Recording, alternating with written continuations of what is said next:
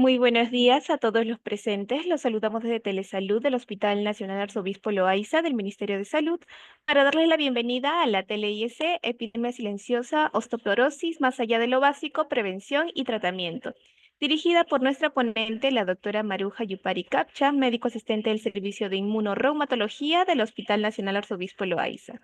Asimismo, invitamos a todos los participantes a realizar sus preguntas en el apartado de chat de Zoom para ser respondidas al final de la ponencia. Bienvenida, estimada doctora Yupari. Es un honor tenerla el día de hoy con nosotros. Le doy el pase para el desarrollo del tema. Adelante, por favor.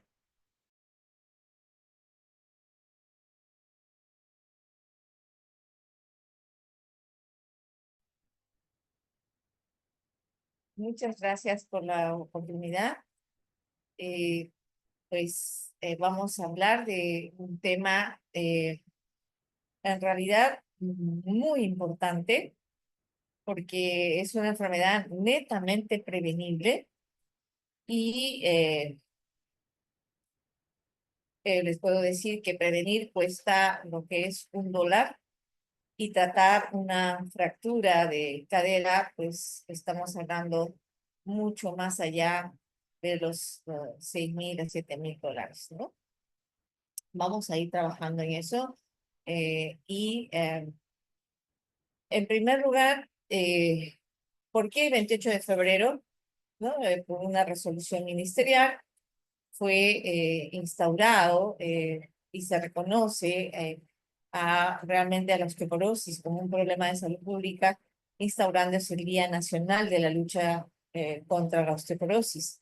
Como ustedes verán, tiene ya muchísimo tiempo y en los cuales no se ha puesto mucho énfasis en su control en realidad y seguimos teniendo mayor presencia de osteoporosis, mayor riesgo de fractura y mayor número de fracturas de cadera, como vamos a ir viendo más adelante. Todo lo cual redunda en lo que es la alteración en la calidad de vida del paciente. Eh, Ahora, esta fecha fue recomendada justamente para promover la prevención y el control de esta enfermedad. Como les decía, pues que se está, digamos, incrementando de manera exponencial. Vamos a desarrollar en nuestra agenda, primero vamos a definir, ¿no? Veremos alguna prevalencia, hospitalizaciones, los exámenes que definen el diagnóstico y luego ya la parte, digamos, importante que nos llevemos tanto los pacientes, los familiares y aquellos, porque esta exposición es para toda la población y también se están involucrando profesionales de la salud, ¿no? Por eso hablamos de prevención y hablamos de tratamiento. Eh, en realidad, la definición, hay varias definiciones, pero la definición que va, digamos, englobar lo que queremos transmitir es en realidad que es una enfermedad esquelética, crónica, ¿no? De alta prevalencia. Y es a nivel mundial, no solamente nosotros tenemos sus problemas. Y decirlo menos, esto viene inclusive, ya hay descubrimientos en momias egipcias donde se han encontrado problemas de densidad mineral ósea, entonces es muy antiguo, ¿no? Y está caracterizada por la pérdida de la masa ósea. Y esta pérdida de la masa ósea nos va a traer una alteración en la fortaleza, digamos, un deterioro de la fortaleza ósea, que va a comprometer lo que es la resistencia ósea y definitivamente al comprometer la resistencia ósea, pues vamos a incrementar el riesgo de fractura, ¿no? Entonces, tenemos un hueso normal y donde nosotros vamos a tener aquí la pérdida de la masa ósea. De hecho, esto no es igual en cuanto a lo que es la resistencia ósea, ¿no? Y obviamente hay un deterioro en la microarquitectura y para nosotros a nivel del hueso hablamos del deterioro de la fortaleza ósea, ¿no? Y esto va a incrementar el riesgo de fractura. Eh, Cuando hablamos, por ejemplo, y entonces acá tenemos a una mujer normal, 40, 45 años, ¿no? Perimenopáusica, camino a la menopausia, ¿no? Obviamente podemos llegar a tener cambios precisamente por esta pérdida de la masa ósea y el deterioro de la fortaleza y el compromiso de la resistencia, miren, diferentes formas a nivel de las vértebras, ¿no? Y obviamente esto nos va a ir dando determinadas formas en una bipedestación, ¿no? Vamos nosotros inclinándonos o perdiendo también la altura, precisamente porque hay una disminución del tamaño del cuerpo vertebral y esto nosotros le llamamos también fracturas vertebrales en muchos de los casos, ¿no? Eh, la Organización Mundial de la Salud, como una manera de estandarizar ya por los años, digamos, finales de los 90, de los 2000, ¿no? En cual fue el diseño del hueso del hueso y de las articulaciones, pues puso una denominación donde a partir de la densitometría ósea, ¿no? Donde se mide lo que es los gramos de hidroxiapatita, que es el mineral mucho más abundante por centímetro cuadrado de hueso, pues obviamente lo pone como normal cuando hay desviaciones estándar por mayores a -1, ¿no? O sea, de 0 hacia la parte positiva, si vemos, digamos, del amarillo al verde. Y osteopenia en cuanto a, digamos, desde -1 desviaciones estándar, ¿no? Hacia 2,5 desviaciones estándar, por eso está acá en amarillo. Y luego ya osteoporosis en mayores de -2,5, o sea, hacia el lado izquierdo, ¿no? En el área roja. Y ahí hablamos ya de osteoporosis. Y cuando hablamos de osteoporosis grave es precisamente cuando tenemos menos de 2,5, pero con la presencia o antecedente de una fractura, que puede ser antebrazo, puede ser tobillo, puede ser, digamos, vertebral, etcétera. Si es que no, cadera, ¿no? Entonces, de tal manera que con una manera de dar una estandarización en los estudios clínicos, la OMS se define a través ya de las desviaciones estándar que son expresadas en la densitometría ósea, digamos, con lo que es, digamos, el sistema de DEXA, ¿no? Entonces, es, de tal manera que puedan uniformizar los criterios.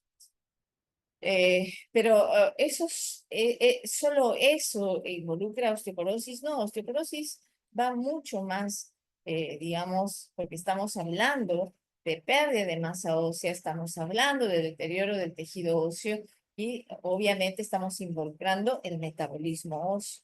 Entonces, sí nos sirve para tener, digamos, un diagnóstico de riesgo incrementado de fractura, pero también tenemos que medir si es que hay algunas otras, digamos, patologías que están asociadas, porque puede haber una osteoporosis no solamente posmenopáusica, sino por problemas secundarios, por ejemplo, frente a un hipotiroidismo, por ejemplo, un hiperparatiroidismo, o porque se está utilizando medicación, como vamos a ir viéndolo en lo siguiente. Y entonces nosotros vamos a decir que es una enfermedad ósea metabólica multifactorial, ¿no? Donde hay una baja densidad mineral ósea, ¿no? Esto va a conllevar a un deterioro de la microarquitectura, va a haber mayor fragilidad ósea, ¿no? Y obviamente estos cambios resultantes en las propiedades materiales del hueso y particularmente del hueso esponjoso, va a haber un aumento del riesgo de fractura, ¿no? Pues, digamos, esto lo vamos a medir a partir de dos cosas muy importantes. O sea, uno, la calidad ósea, la resistencia del esqueleto.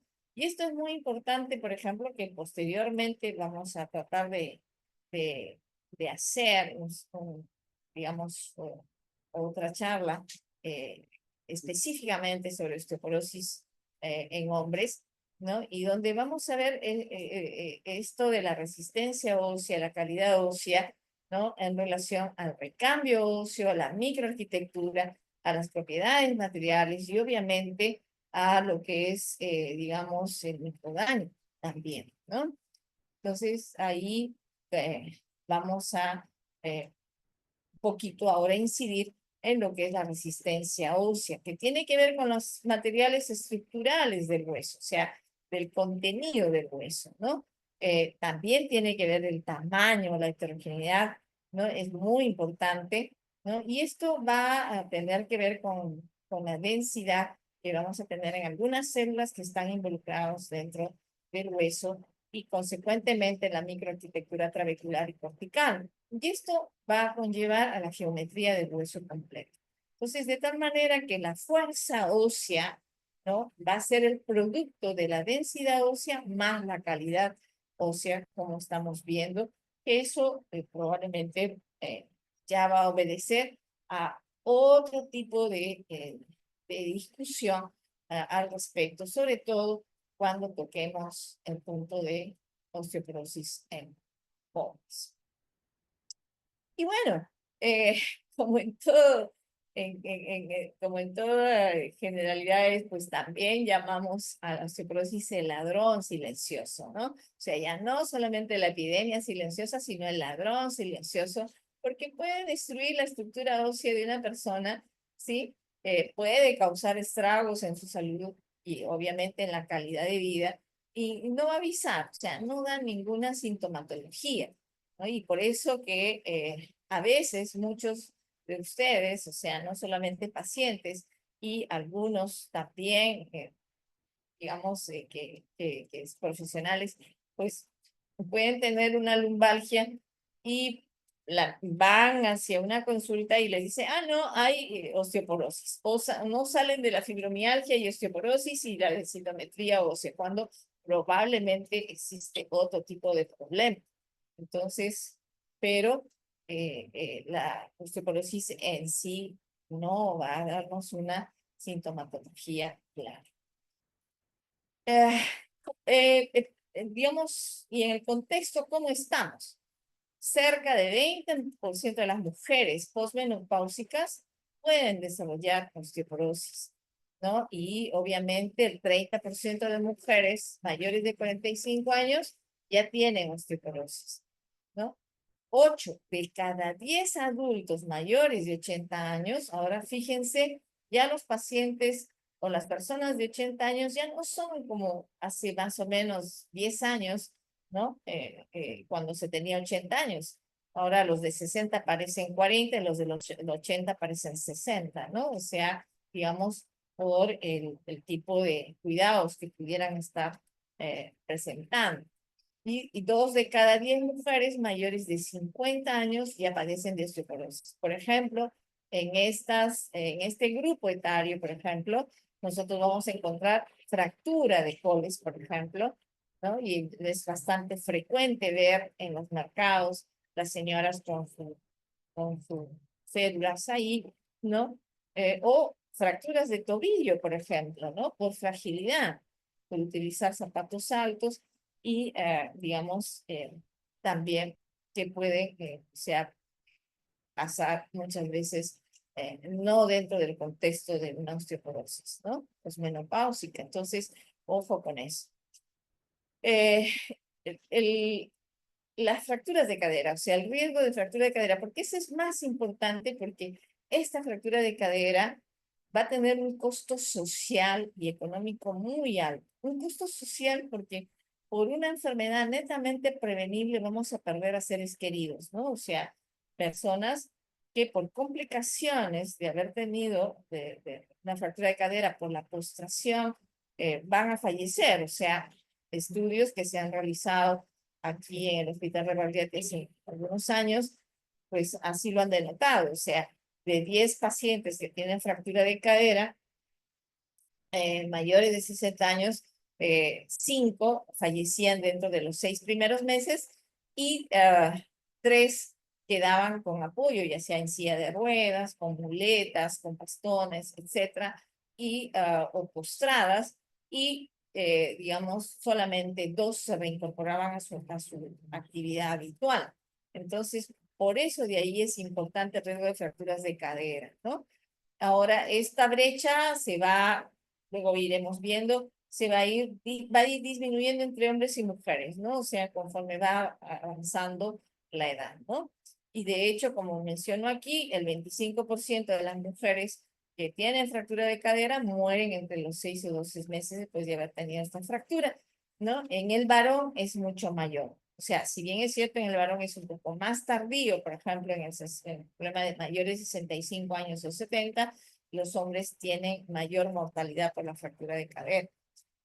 Eh, de hecho, las mujeres van a empezar a perder la densidad ósea como resultado de la menopausia, ¿no? O sea, por eso que lo hacen mucho antes que los hombres. Pero también acá hay otros factores en relación al tamaño óseo, en relación digamos, al volumen, al volumen óseo y también del periósteo. Entonces, es un tema, si bien es cierto, hay una, digamos, coincidencia en algún momento entre las mujeres y los varones con respecto a osteoporosis, pero hay algunas características que le son particulares a los varones, ¿no? Entonces, y eso, digamos, explica la tardía presentación de estas fracturas de cadera en los varones respecto a las mujeres. Entonces, se estima que 1 de cada 5 hombres mayores de 50 años en algún momento va a experimentar una fractura osteoporótica. Entonces, nosotros tenemos la experiencia, por ejemplo, de un colega que se fue a jugar fulbito, se enredó en esas cosas de tartán y sin mayor cosa se fracturó el tobillo. Él, como buen hombre machista, nunca admitió que fue por osteoporosis hasta que se le hizo la densitometría ósea y sus marcadores y bueno, le confirmamos que sí era por una fractura por osteoporosis. O sea, tuvo que admitir eso. Bien, entonces ahora, a medida que las poblaciones mundiales envejecen, se expanden, pues obviamente esto también va a incrementar el número de fracturas, ¿no? De hecho, quizás uno de los estudios un poco más concienzudos con respecto a la epidemiología de osteoporosis presentó una tasa de incidencia de fractura de cadera, por eso lo traigo acá y lo menciono, entre hombres y mujeres, ¿no? O sea, entre los 60 y 69 años, por ejemplo, era de 1 a 4,5, ¿no? O sea, respecto a la tasa de incidencia, ¿no? Obviamente siendo mayores en mujeres que en varones. Pero luego ya 10 años después, o sea, entre los 70 y los 79 años, esa brecha se acortaba de 1 a 1,5, ¿no? O sea, un hombre por una mujer y media, estadísticamente, ¿no? Y mayores de 80 años, prácticamente ya nos íbamos equiparando, ¿no? Y luego ya eso es igual, ¿no? Entonces, eh, en cuanto a la prevalencia de fracturas de antebrazo, por ejemplo, no tenemos mayores datos más cercanos, ¿no? Y obviamente eran mucho más en mujeres que en varones, ¿no? Entonces, el riesgo es un poco más alto en el caso de las mujeres, ¿no? Eh, ¿Por qué es importante la osteoporosis y por qué le debemos hacer caso? Sobre todo, digamos, aquellos a los gestores, ¿no? O sea, a los gestores que realmente quieren hacer una buena gestión en favor de los pacientes, ¿no? Hacia ellos va esto. En América Latina, pues hay un significativo, o sea, los costos anuales son elevados, ¿no? Y obviamente mucho mayor en costos proyectados en futuro, ¿no? Colombia, Chile, Brasil, Perú, ¿no? O sea, en realidad se producen entre 40 y 362 fracturas por cadera por cada 100.000 personas de 50 años. Nosotros en un estudio muy chiquitito, solamente del paloteo del cuaderno digamos, de traumatología en un año, pues hemos observado más o menos un promedio de 12 fracturas. Estamos hablando por osteoporosis, ¿ya? De 12 digamos, en promedio, fracturas mensuales. Entonces, lo cual, imagínense, en 12 meses, y obviamente la cantidad, digamos, de costo que va a generar esas fracturas, ¿no? O sea, son más de 100 fracturas en un año.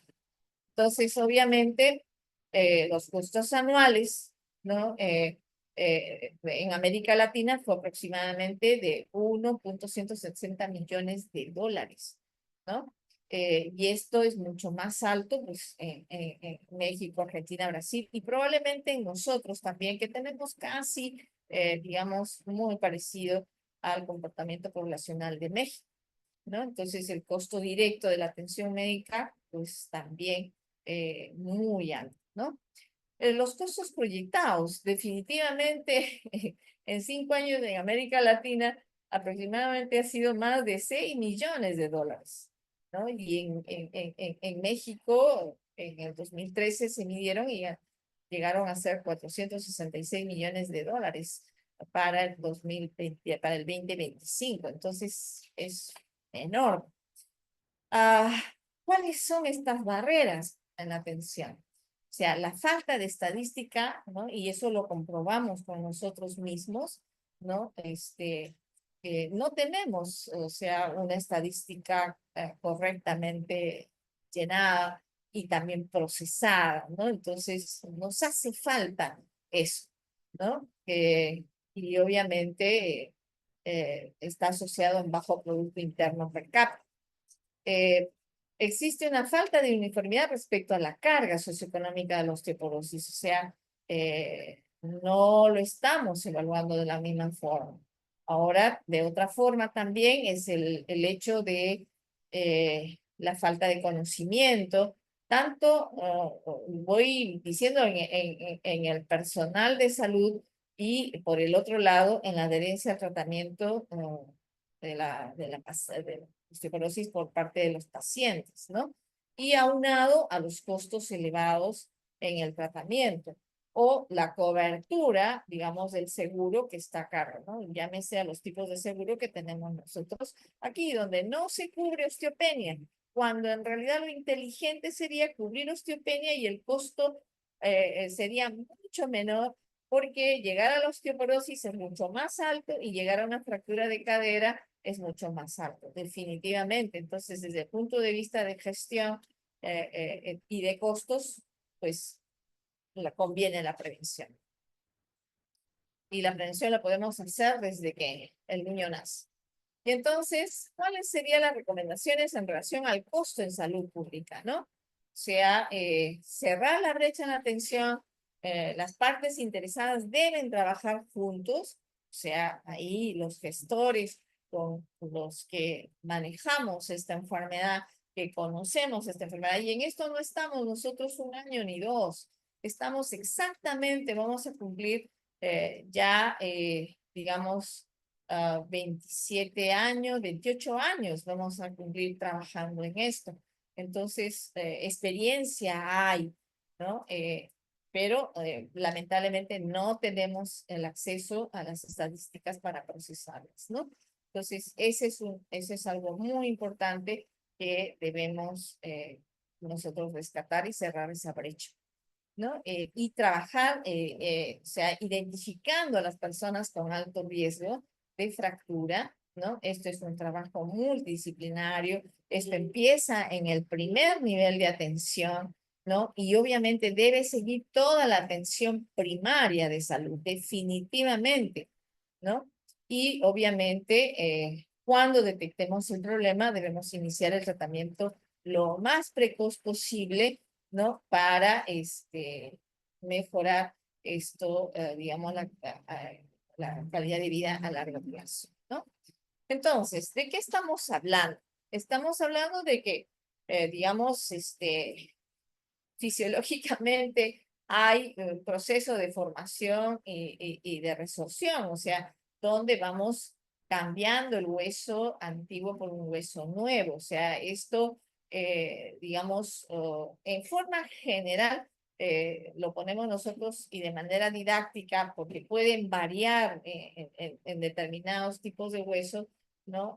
Acá hablamos del trabecular, 120 días. O sea, la resorción, o sea, se destruye más rápido y esto se cumple con la resorción. o sea, 3 semanas a 20 días aproximadamente, donde los osteoclastos, que son las células, digamos, multinucleadas, digamos, con, van a resolver el hueso, ¿no? Y que son de estirpe de los monocitos, definitivamente, ¿no? Va a durar esto 20 días o 3 semanas, para luego tener ya un proceso en el cual van a aparecer células muy pequeñitas, ¿no? Y van a dar lugar a los osteoblastos, que son de origen mieloide y definitivamente van a formar el hueso, van a mineralizar y van a conformar la matriz también. Entonces, de ahí vamos construyendo el hueso. Estas fases son las fases de remodelación, ¿no? Entonces, donde, como verán ustedes, tienen dos fases, la de reabsorción, como quien anda mal, y la formación. De hecho, acá hay un equilibrio, ¿no? Pero un desequilibrio, o sea, cuanto más resorbo, yo voy a tener, también voy a conllevar a una menor densidad mineral ósea y voy a tener, digamos, mayor fragilidad ósea. Entonces, y voy a llevar, obviamente, esto se llama osteoporosis, ¿no? Esta remodelación se da solamente en las mujeres posmenopáusicas y en los hombres mayores. No, se da en el transcurso de la vida. Durante la infancia, por ejemplo, la formación ósea va a superar a la resorción. O sea, por eso los chiquitos crecen, ¿no? Y ojo ahí, por ejemplo, con los programas de IRA, ¿no? Donde se utilizan dosis muy altas de corticoides, ¿no? Entonces, estos pequeños, por ejemplo, van a tener problemas con el índice de Queteler.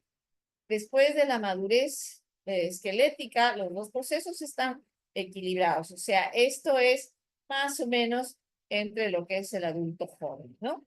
Y a medida que las personas van envejeciendo, ¿no? O sea, fisiológicamente, ¿no? La reabsorción va a superar a la formación.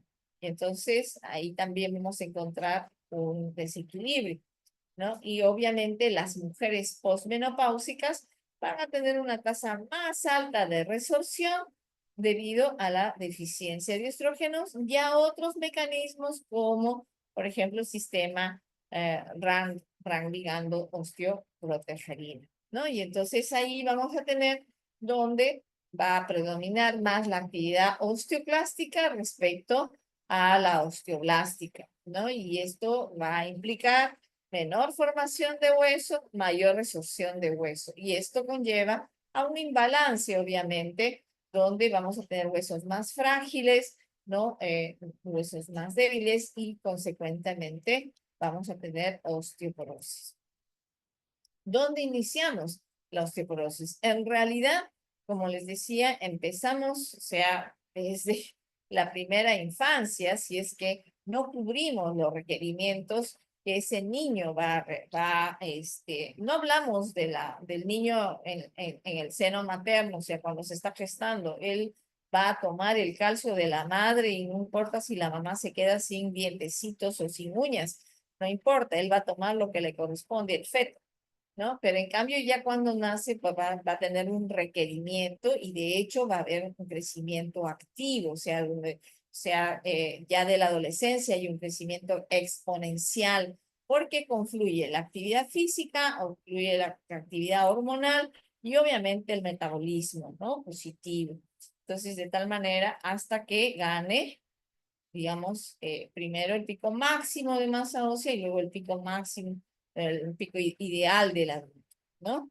Entonces, esto más o menos es a los 35 años. Y por eso, digamos, aquí hay un equilibrio y por eso nosotros comparamos para el SCORP con digamos, con esta medición o esta densidad que tiene este adulto joven, digamos, a esa edad de los 30 a 35 años. ¿Ok?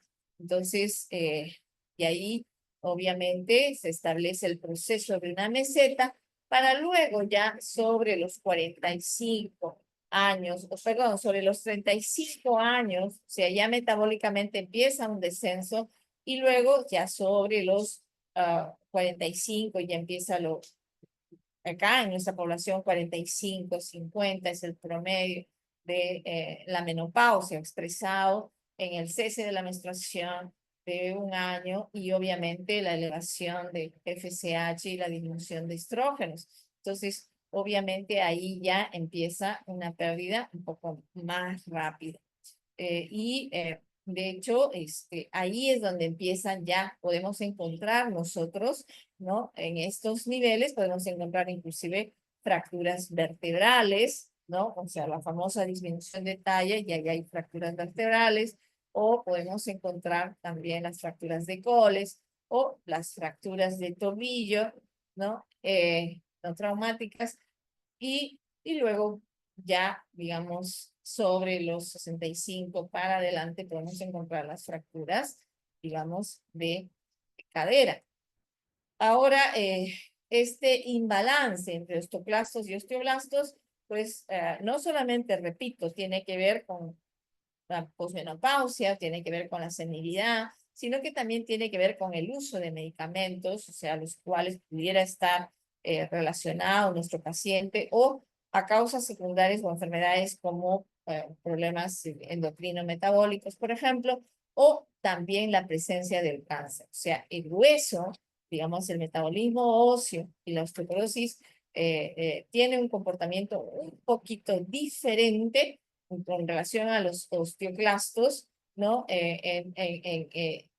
Digamos, en los pacientes con cáncer, que también va a ser, digamos, otra materia de discusión, porque es muy amplio el tema. Entonces diremos, pues ya viniendo, o sea, todo lo que acabamos de hablar, osteoporosis viene a ser compromiso del metabolismo óseo y el cual lo podemos clasificar en primaria o secundaria, ¿no? El primaria relacionado con el envejecimiento, relacionado con la menopausia, podemos tener la posmenopáusica y la senil. Entonces, en la posmenopáusica, por ejemplo, el aumento del recambio óseo, ¿no? Y hay una pérdida acelerada del hueso esponjoso nos va a llevar a una fractura vertebral. Mientras que en la senil, o sea, no se acompaña de un recambio óseo tan evidente, pero sí puede provocar una fractura de cadera. Y respecto a las secundarias, hay condiciones patológicas, como les he mencionado previamente, que puede estar relacionado con medicamentos, ¿no?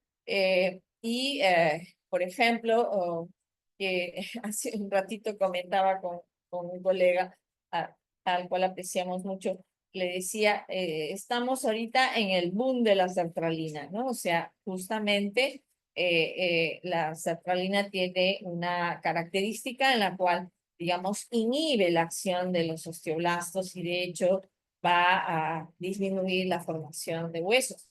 Pero también tenemos, digamos, tratamiento para el cáncer, como por ejemplo los inhibidores de andrógenos en caso de próstata, o los inhibidores, o sea, los de inhibidores de aromatasa, por ejemplo, en el caso de las mamas. Ambas van a producir también disminución, digamos, de la masa ósea, o sea, la pérdida de hueso. Y también los pacientes que tengan enfermedades por el tratamiento, por ejemplo, en el caso de los pacientes con HIV, también eso tenemos, ya no es solamente los corticoides, ¿no? También están involucrados aquellos pacientes que reciben tratamiento con heparina o los glucocorticoides o tratamientos, por ejemplo, en mi especialidad como tratamientos como el metotrexate, por mencionar algunos, ¿no? Entonces, eso es muy importante que tengamos, y también algunos antidiabéticos como el grupo de las glitazonas, por ejemplo, ¿no? Y lo otro es las comorbilidades, ¿no? O sea, enfermedades autoinmunes, inflamatorias, neoplásicas, también van a estar relacionadas. Y bueno, pues eh, osteoporosis no, y en su diagnóstico y en su manejo no se escapa de la inteligencia artificial. Entonces, para que vean ustedes que no estamos tan lejos de ello, ¿no? Entonces, ahí se contempla la calidad ósea, ¿no? En el cual se contempla la histomorfometría, ¿no? Y podemos utilizar exámenes como la tomografía, por ejemplo. Esto es muy importante, el micro QCT, por ejemplo, para establecer realmente la masa ósea entre, o sea, mujeres y varones. Muy interesante, ¿no? Que estaremos desarrollándolo próximamente, ¿no? Bueno, invitaremos a algunos otros colegas para discutir sobre esto, ¿no? Y donde, porque la osteoporosis en hombre es un mundo que se ha ido dejando, está infradiagnosticado y todavía no tenemos muy claro algunas cosas respecto, por ejemplo, a su medición y a su diagnóstico, ¿no? Entonces, también tenemos la oportunidad de tratamiento, o sea, obviamente podemos hacerlo a partir de una radiografía convencional, como les decía, nosotros podemos tener evidencia de fracturas vertebrales, ¿no? Si es que no tenemos acceso a un densitómetro y con marcadores, digamos, de resorción y exámenes de sangre, podemos nosotros llegar a tener digamos, una oportunidad de diagnóstico, ¿no? Igual si se puede utilizar la tomografía. La resonancia magnética no es el más indicado para esto, por si acaso, pero lo traemos ahí porque allí lo menciona. Y el otro es el medir los factores de riesgo de fractura, ¿no? O sea, los factores de riesgo de fractura generalmente, digamos, está el osteoscar, o sea, el score óseo, donde nosotros ahí establecemos los factores de riesgos modificables, no modificables, o sea, que el paciente tenga herencia, una mamá que haya tenido osteoporosis, que haya tenido fractura de cadera, ¿no? Que sea mayor de 65 años, que tenga, por ejemplo, digamos, eh, haya tenido antecedentes de fractura por fragilidad, o también que esté usuario de corticoides mayor de 3 meses, ¿no? O que tenga un síndrome de mala absorción, ¿no? Entonces, y obviamente en una radiografía que pueda tener evidencias de osteopenia, por ejemplo, ¿no? Entonces, pero ahora esto también lo tenemos como marcadores de riesgos, como el FRAX, por ejemplo, ¿no? Que en el mismo densitómetro, cuando se hace la densitometría ósea, podemos alimentar, pero todavía ahí falta algunas otras cosas que faltarían mejorar en el FRAX, ¿no? Que no está todavía completo ello, ¿no? Eh, eh, Luego, pues también el hecho de la detección de fractura, ¿no? La detección por ejemplo, experiencia de dolor en el hombro después de un traumatismo, ¿no? Y piensan que es un problema de tendinitis y ya tienen más de 15 días con el dolor, con limitación funcional, se le hace la radiografía y tiene una fractura digamos, de cuello humeral, por ejemplo. Entonces, es muy importante, digamos, la interacción clínica con estos pacientes. O sea, esto es la anamnesis. O sea, demorémonos un poco tomando más la anamnesis, viendo la línea del tiempo y creo que vamos a ayudar mejor a nuestros pacientes. ¿Se puede pedir la tomografía? Sí, ¿no? Puede haber una ecografía. De hecho, en el hombro han tomado una ecografía, pero no detectaron la fractura, por si acaso, ¿no? Esto nos va a permitir los planes de tratamiento, ¿no? O sea, digamos, para detectar, por ejemplo, si hay una fractura limbosacra, por ejemplo, eh, programas de enfermedades, o sea, para poder hacer un manejo individualizado, ¿no? Y de hecho, el tratamiento, donde vamos a ver los tratamientos farmacológicos y no farmacológicos. Entonces, esto nos ayuda a que personalicemos el tratamiento. A todos no les podemos poner el mismo número de calzado.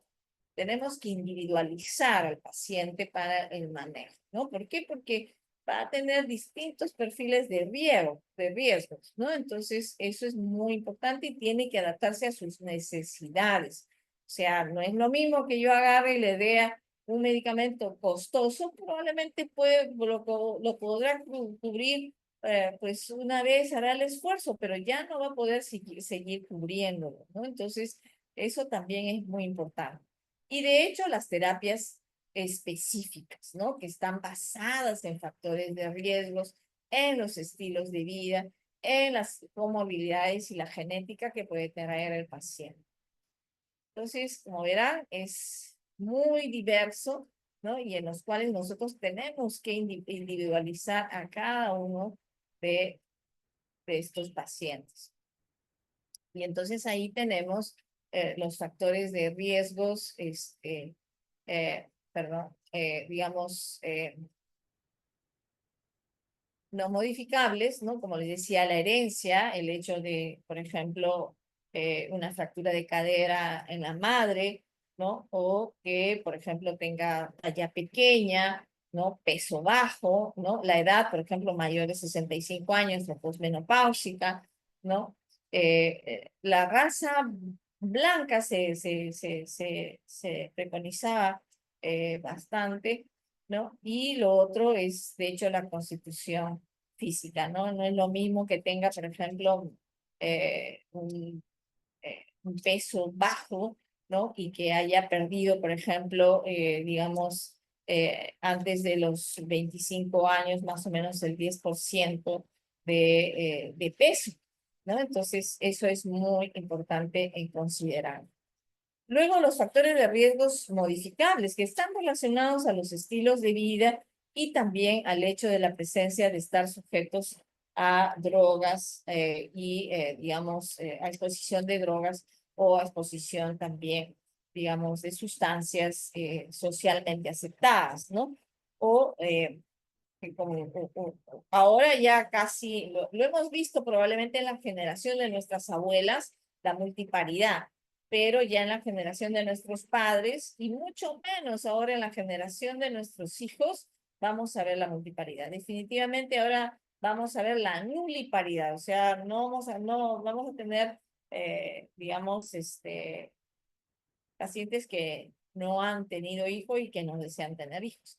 Pero sí también vamos a ver que nos está ganando el sedentarismo, nos está ganando la obesidad, ¿no? Y obviamente el tipo de comida poco saludable, ¿no? O sea, la comida al paso, ya ni siquiera hablamos de la comida chatarra, ¿no? Y lo otro es pues el tipo de medicamentos a los cuales pueden estar, digamos, eh,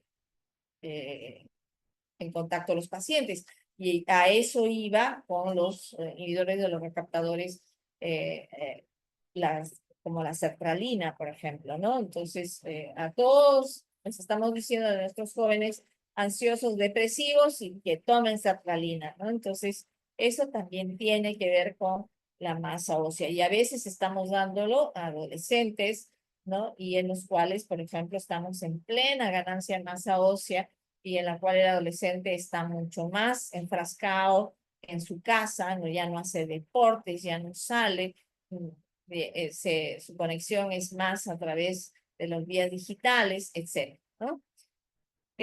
Bueno, y el alcohol, en realidad, acá habría que señalar todas aquellas, las bebidas energizantes también, ¿no? Las colas, por ejemplo, o sea, ahí tenemos a Guaraná, por ejemplo, y tenemos a los Red Bull, etcétera, etcétera, etcétera, y todos los que vengan por allí, ¿no? Y que, que va a ser casi similar a lo que la generación de nuestros papás y de repente nosotros el consumo de café, ¿no? Y obviamente en el alcohol, pues ahorita estamos, ya no es nuestra cerveza nada más, ¿no? Sino los famosos tragos cortos, ¿no? En los cuales hay un gran contenido y concentración de alcohol, por ejemplo, ¿no? El tabaquismo, bueno, eso va a continuar y obviamente va a generar problemas directamente sobre el DNA de nuestro rastro, ¿no? Y entonces, ¿cómo hacemos la evaluación? Bueno, como ya habíamos hablado, la anamnesis.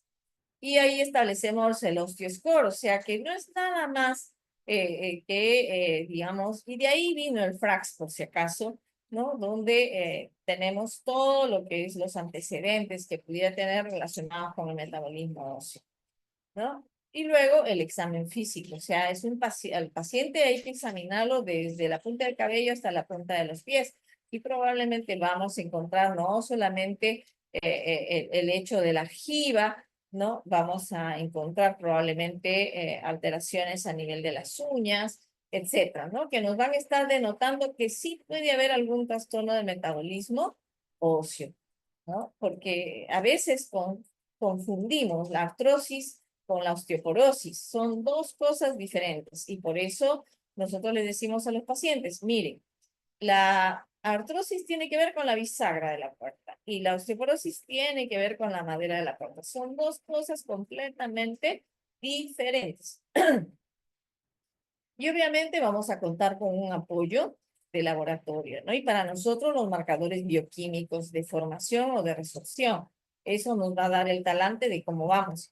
Y obviamente las pacientes que ya se han hecho alguna prueba, pues han visto que se le ha pedido el CTX, ¿no? Que son, no es un marcador de la porción, digamos, distal del colágeno, definitivamente, que nos va a permitir ver el índice de resorción, ¿no? La velocidad de resorción. Y luego tenemos en imágenes, como habíamos mencionado, la radiografía, pero también tenemos la densitometría ósea, que nos va a decir el riesgo incrementado de fractura, y obviamente, definitivamente. Bien, y de ahí tenemos que analizar las fracturas de cadera, o sea, donde tiene que ver pues la edad, los factores de riesgo. Y bueno, vamos, esta es la densitometría que se hace y ahí vamos, ¿no es cierto? Bien. Esta densitometría lo podemos hacer anual dependiendo de la exposición que tenga y los factores de riesgo del paciente, o si tiene solamente osteopenia o rangos de normalidad a los 2 años. Lo importante, cuando nosotros trasladamos de atención primaria a reumatología, cuando el paciente ya debe tomarse la densitometría ósea, cuando, digamos, hay fractura o sin fractura, debe recibir el tratamiento correspondiente, ya sea antirresortivo o formador de hueso, dependiendo de los niveles de fractura y de la edad del paciente. Entonces, hay desafíos muy importantes, o sea, que estar consciente que son asintomáticos, que, digamos, los pacientes pueden no apreciar la prevención de fractura, ¿no? Y lo importante, la motivación del paciente para adherir y persistir en la terapia. Entonces, tenemos la prevención, sí, pues, o sea, abandono de estilos de vida, la buena nutrición, calcio, vitamina D, ejercicios y la prevención de caídas. Y entonces sí podemos prevenir nosotros las osteopenias, por supuesto que sí. Y dar tratamiento cuando estamos marcando en rojo. Y si es que tenemos factores de riesgo, o sea, ya desde -0.5 a -2, ya iniciar el tratamiento temprano, ¿no? Y ahí no farmacológico, bueno, definitivamente acá en el servicio hay una lista, cuando gusten se acercan y le piden a la licenciada que les entreguen y ahí hay unas recomendaciones importantes de dieta. Lo mismo está la ingesta de calcio y obviamente los ejercicios. Los ejercicios son muy importantes porque tienen que ver resistencia o peso, o sea, ahí está en el correr, en el caminar, por ejemplo, en 30 minutos diarios, y a eso le podemos nosotros dar pues, un levantamiento de pesas, pero no más de 250 gramos, por ejemplo, en cada bracito. Podemos jugar tenis, podemos jugar fútbol, eso no es problema y nos va a proporcionar resistencia. Entonces, eso tiene que ver con la tasa de tensión y la frecuencia de tensión para la movilización de calcio y obviamente la ganancia de masa ósea. Los ejercicios sin carga de peso, sea en ingravidez o en nadar o en ciclismo, por ejemplo, nos va a ayudar para la parte cardiovascular, pero no nos ayuda en cuanto a la masa muscular, por si acaso. Entonces, la magnitud del ritmo y la frecuencia de la tensión durante el ejercicio es muy importante. Entonces, hay una mejoría de la fuerza muscular, una mejoría de la coordinación y una mejoría del equilibrio. Es para todas las edades, niños, adolescentes, adultos mayores, adultos jóvenes, etc. Entonces, sí podemos hacer allí. Tai Chi ayuda muchísimo para los pacientes, digamos, con alguna discapacidad, La danza, nuestras danzas peruanas facilitan mucho, ¿no? Y luego ya el farmacológico. En el farmacológico es importante, digamos, las dosis de vitamina D, si es que el paciente está internalizado, si está hospitalizado, si está, digamos, en un asilo, o son personas que trabajan encerrados y que muy pocas veces se exponen a la luz del sol, entonces van a requerir un suplemento. Y en cuanto al manejo terapéutico, pues en realidad hay una diversidad en el cual desde la terapia de reemplazo hormonal para aquellos que están, digamos, recientemente posmenopáusicos, hasta aquellos que tienen muchas fracturas o fracturas múltiples y pueden recibir tratamiento. Entonces, los costos van desde $10, ¿no? Hasta casi 2.000, $2.500 con las terapias que se avecinan por ahora y algunas otras que ya se están utilizando como el teriparatide. Entonces, va cambiando la potencia y va cambiando también el hecho de la indicación para el tipo de problemas que puedan tener los pacientes, ¿no? Y eso tiene que ser consultado por su médico tratante, quien va a individualizar qué es lo que más le conviene a usted. De hecho, tiene que haber tolerancia y adherencia. Tenemos vía oral, vía endovenosa, vía subcutánea y pues podemos recibir tratamiento no menos de 1 año y más de 3 años. Podemos ir hasta 5 años, inclusive la evaluación es hasta 10 años. Entonces, es muy importante investigar las causas subyacentes de fractura por fragilidad y de hecho tiene que haber un programa de ejercicio y de actividad progresiva y obviamente hay que iniciarlo precozmente. ¿Se puede tener vacaciones en el tratamiento prolongado? Por supuesto que sí. Y eso va a, digamos, conversar con usted, su médico tratante, para ver con qué medicamento va a continuar o qué tratamiento más le conviene. Por eso es importante estar con el médico de la mano, con su médico tratante. Entonces, ¿hay efectos secundarios? Por supuesto que sí. Un paciente de 1.000 puede presentar efectos no deseados, ¿no? Y obviamente es superado, digamos, con respecto al tratamiento, o sea, los riesgos, ¿no? Así que tener confianza con su médico tratante y siempre preguntar, ¿ya? Siempre preguntar su inquietud. Muy bien, agradeciéndole por su atención, el servicio de inmunorreumatología y todos el personal de salud están a su servicio. Estamos para alguna pregunta.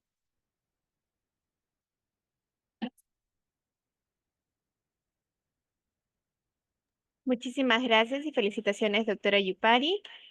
Mientras los participantes van redactando sus dudas en caso las tengan, lo pueden realizar en el apartado de chat de Zoom. ¿Podría brindarnos alguna recomendación adicional respecto al tema expuesto?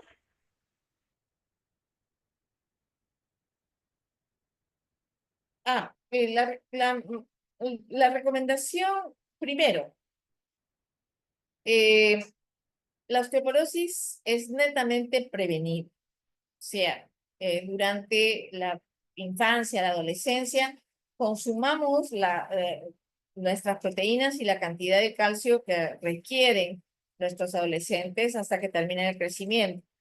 Ahora, eso no solamente lo da la leche, ¿no? Las hortalizas, nos da el queso, el yogur, etcétera. O sea, podemos combinar los cereales. Entonces, si hay una alimentación adecuada, equilibrada, vamos a poder, digamos, tener una ingesta apropiada. El día 1 de marzo, acá voy a pedir a la señorita Cielo que lo ponga en el link allí en el chat, el link para el 1 de marzo a partir de las 3:45 con la Sociedad Peruana de Reumatología. Se va a hacer digamos, un simposio para pacientes, específicamente para osteoporosis, donde va a haber nutricionista, donde va a haber, digamos, un médico en medicina física y rehabilitación, donde va a haber también, digamos, eh, para actividad física saludable como Tai Chi, por ejemplo, ¿no? Y también el tratamiento médico para que ustedes puedan preguntar y puedan también conocer qué dieta seguir, qué ejercicio realizar, qué actividades, digamos, pueden realizar sin mayor riesgo, si tienen un riesgo incrementado de fractura, ¿no? Lo segundo es que ante alguna sospecha acuda digamos, al servicio de reumatología acá en el hospital y si son CIS a través de sus centros de salud para que los deriven y se les haga los exámenes y obviamente si requieren el tratamiento, pues indicárselos, ¿no? Y tercero, cumplir con el tratamiento, porque iniciar el tratamiento de nada nos sirve. Lo poco que podamos ganar de masa ósea, eso se va a perder. Por eso es muy importante estar de la mano con su reumatólogo para que, digamos, ellos indiquen, porque ahora tenemos reumatólogos mujeres y varones, ellos indiquen cuál va a ser lo más adecuado para usted. Y si tuviéramos que hacer un cambio o tuviéramos que continuar, pues en realidad también la medicación adecuada.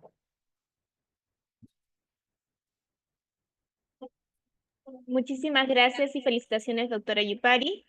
Al ver que no hay dudas respecto al tema, vamos a proceder a agradecer a cada uno de los participantes por haberse conectado el día de hoy y los invitamos a suscribirse a nuestro canal de YouTube. Nos pueden encontrar como Hospital Nacional Arzobispo Loaiza. Ahí podrán ver nuevamente las telecapacitaciones y tele-IEC.